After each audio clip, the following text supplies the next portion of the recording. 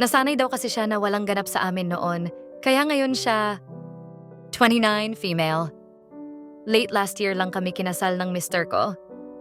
3 years ang relationship. No boyfriend since birth ako nung nakilala ko siya. At sinabi ko sa kanya nung una pa lang na paninindigan ko ang kasal muna bago may ganap. Nakita ko talaga yung paghihirap niya magpigil. Hindi niya kasi naiwasan yung napapahawak sa akin.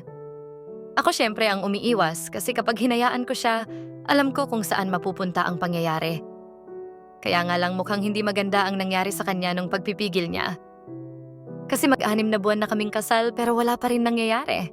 Kahit ano ang gawin ko, kasi siya ang umiiwas talaga.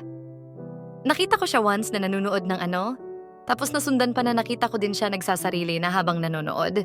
Kinonfront ko na siya na baka ako yung problema kaya parang ayaw niya. Nasaktan daw kasi siya sa ilang years na nire-reject ko siya pag nag-aaya siya.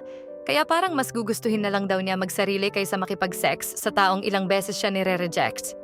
Paano ko ba mapapapayag ang mister ko na iba na this time? Kasal na kami kaya pwedeng-pwede na.